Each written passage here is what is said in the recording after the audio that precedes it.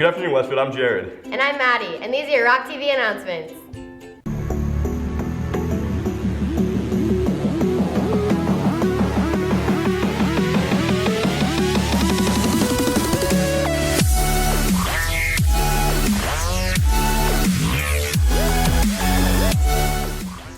Today's last day to buy Dance Marathon t-shirts. You can purchase them at lunch for $15. Did you know you can get the daily announcements on your phone? Follow at WWSWHS on Twitter. Announcements are posted every day. Here is Caleb Sanborn with some New Year's resolutions. The new year has rolled around, and with it has come a slew of resolutions from many of you. Now, if you think the way that I do, you probably think, why would I wait until a new year to change myself? If I'm overweight in July, what's the point in waiting until January to start losing weight? Right, it doesn't make any sense. But hold on. Statistics actually show that a New Year's resolution actually has a better chance of succeeding than just some old resolution that you make at any time of the year. But, in contrary to that, New Year's resolutions that succeed are only 8%. Only 8% of people who attempt to change their lives for the better actually end up making their lives better and achieving their goal. So think about this.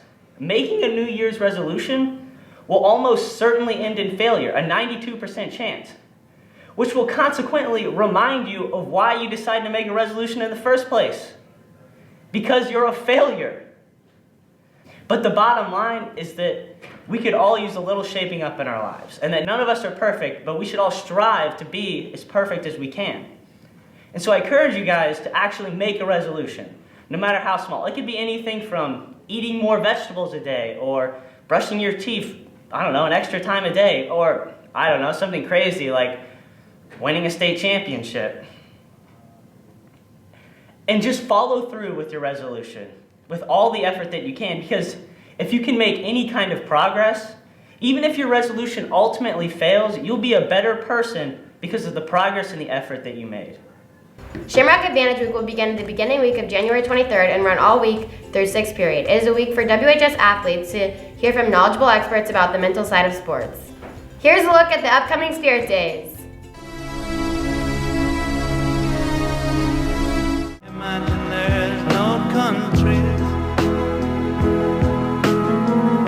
Hakuna Matata, what a wonderful phrase. Hakuna Matata, ain't no word cry. You really need a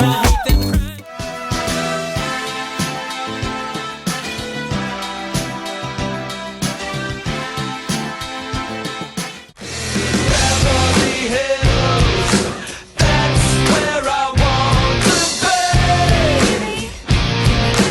Living in Beverly Hills, Beverly Hills. It's a nice day for a white wedding. It's a nice day to start again.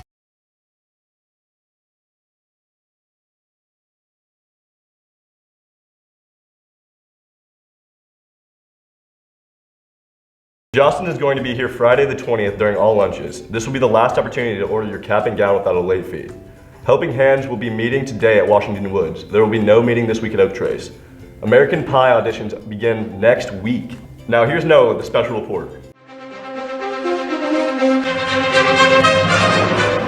Good day, Westfield. We're coming on the air right now because television viewers across the country of Turkey are about to watch their president, President Erdogan, deliver remarks following an explosion outside of a courthouse in the western city of Izmir. At least 11 people are reportedly injured, and we do not know the status of those injuries. Again, CNN is reporting at this hour that ambulances could be seen going up and down the street.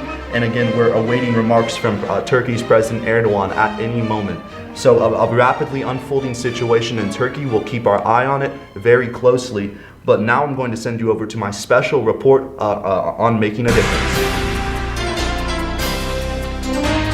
Emily Sanderson isn't your average 18-year-old. Earlier this year, Emily took it upon herself to introduce several Westfield Intermediate students to fields of science. In fact, she went completely out of her way this year to impact the lives of those younger. So I put together a program at the intermediate school last February. It was called Girls Rock STEM, and it was a day to introduce the 5th and 6th grade girls over there to different areas of science. We had different stations, and then we had group demonstrations to expose them to areas of physics, chemistry, environmental science, computer science, biology, and they got to do hands-on experiments to experience science in a fun way. So are you pursuing engineering in the science field, like in the future? Yeah, I'm going to study industrial engineering. I don't know where, but yeah. What does that entail? What is industrial engineering? Industrial engineering is making processes and systems more efficient. It can be applied to a bunch of different fields. The science field can be a very hard profession to navigate when you're older, and Emily tells me she wanted others to have an early experience, something she says she never got to experience when she was that young. Well, I've never really been involved in a certain science-involved program, and I felt like I didn't have enough experience, so I wanted to kind of create my own thing that would help introduce them early so they would have that experience early and could go do more when they got to high school and middle school.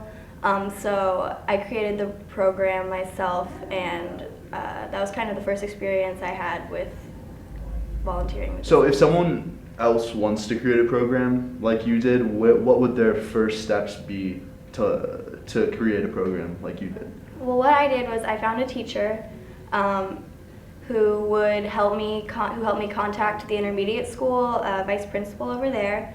Once I got that connection, I just met with them every once in a while to kind of go over details, and then I did the rest of the planning on my own, and then just kind of got it approved by the school, set a date. But the first step would be to find a teacher who's going to help you out get those connections that you need. From 5 Outstanding Achievement Awards, ranging anywhere from engineering to French, to being a National Honor Society member, Emily is making a difference not just here at the high school, but district-wide, showing us all that it's never too late to get a head start on your future, or on your life. At the high school, Noah Alatza, Rock TV News. What is the idea farm?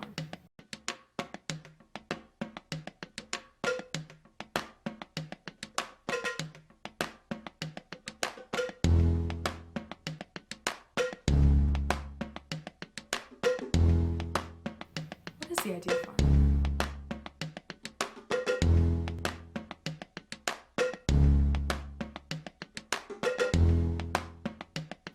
What is the idea farm?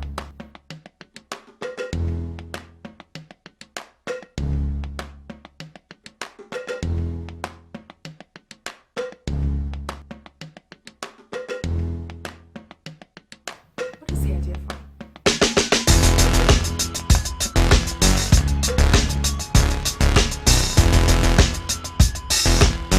We make awesome things like this, and this, and this, and this, and this, not that, and this.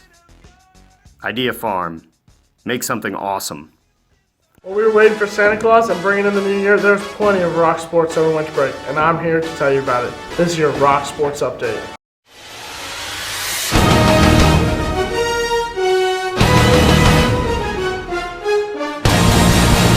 The boys varsity basketball team lost in the consolation game in the Shelbyville shootout to Perry Meridian 50-47. Jonah Welch had 19 points for the Rocks. Aaron Bennett chipped in with 8 points and 3 assists. The boys swimming and diving team, as well as the girls swimming and diving team, both won at the Franklin Central Invitation Swim Meet on Thursday. Sophia Craig of the girls basketball team set a new single game record for most three-pointers a game with 10 three-pointers. And that's all for your Rock Sports Update. Have a good, safe weekend, Westfield.